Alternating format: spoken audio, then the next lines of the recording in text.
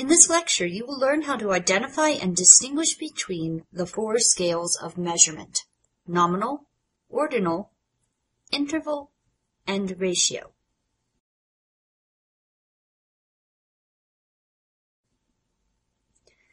As a science teacher, I spend a great deal of time reminding my students to never leave any numbers naked.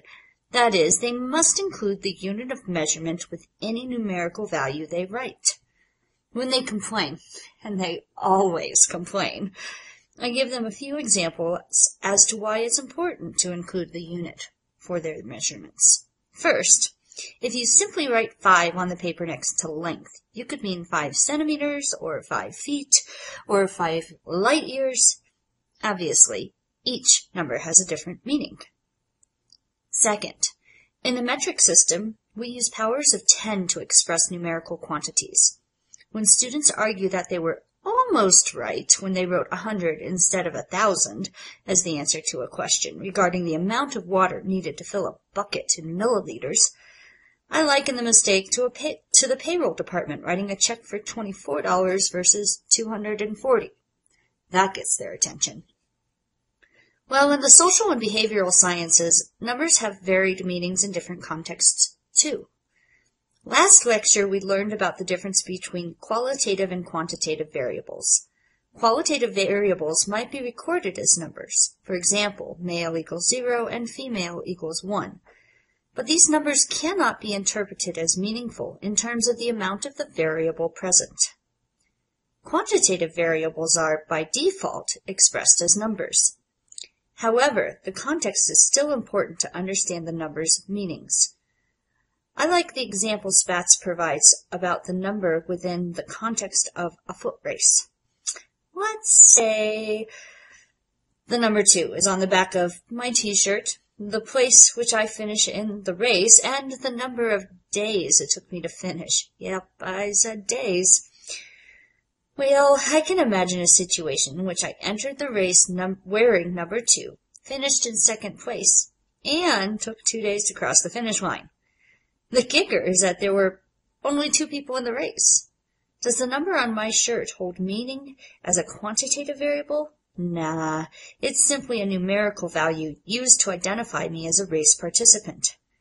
The fact that I finished in second place can be really misleading. In this case, second place is also last place.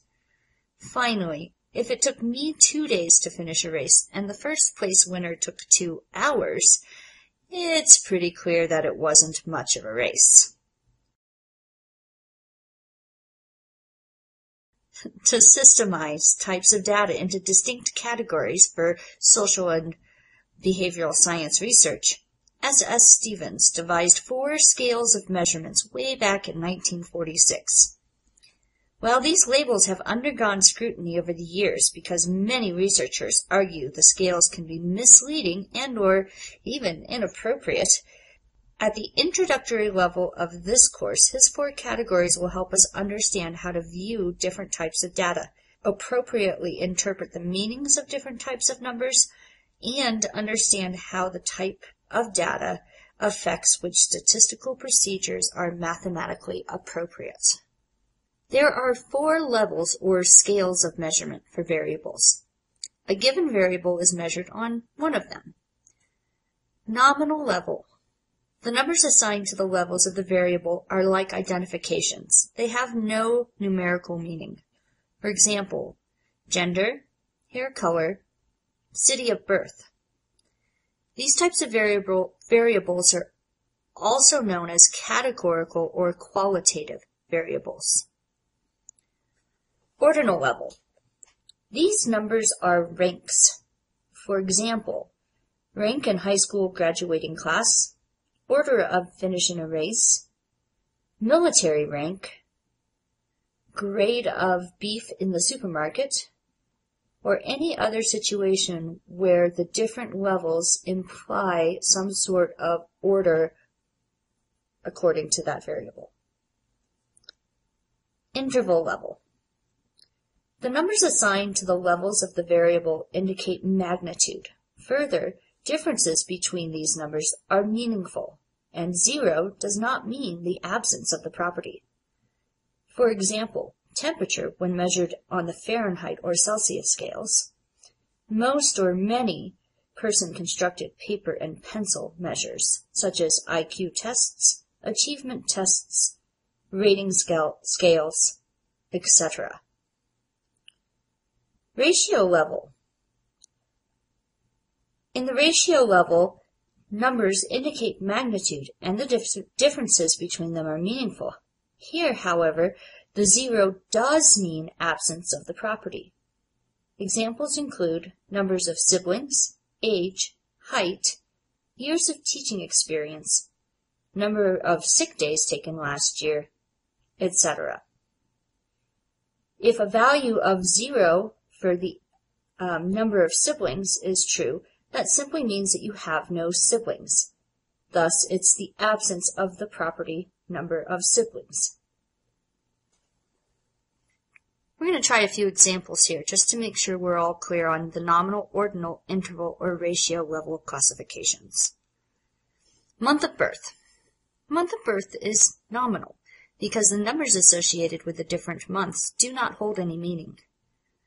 The height of a plant measured in centimeters is ratio level because the numbers not only have meaning in terms of expressing magnitude, but also the value of 0 literally means the absence of the property height. Score on the SAT is interval level because it is a person-constructed measure. Pause this video and try the rest of the examples. Then, resume the video to see how your responses compare to mine. Now that you've tried the rest of the examples on their own, check your answers. Starting with reported level of confidence. The answers are interval, ordinal, ratio, nominal, and ratio. In the past, I've had students in RSEM5100 have questions about the GPA and graduate credits designations. Both of these variables are ratio level because their numbers indicate magnitude and the value of 0 indicates the absence of the property. For example, if a student has a cumulative GPA of 4.0, then she has twice as many earned points as a student with a GPA of 2.0. GPA is calculated using a weighted point system where an A in a course counts as so many points multiplied by the number of credit hours the course is assigned.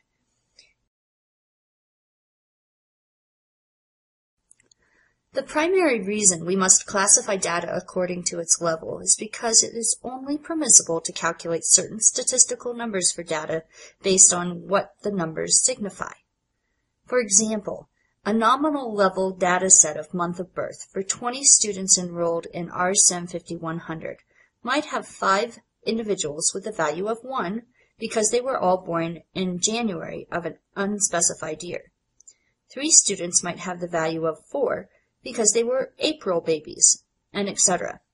Because these numbers only signify categories, calculating the mean of the dataset would not be appropriate because the numbers hold no quantitative meaning. Only with interval and ratio level data are the measures of central tendency, mode, median, and mean, and the measures of variability, range, variance, and standard deviation, viable mathematical calculations.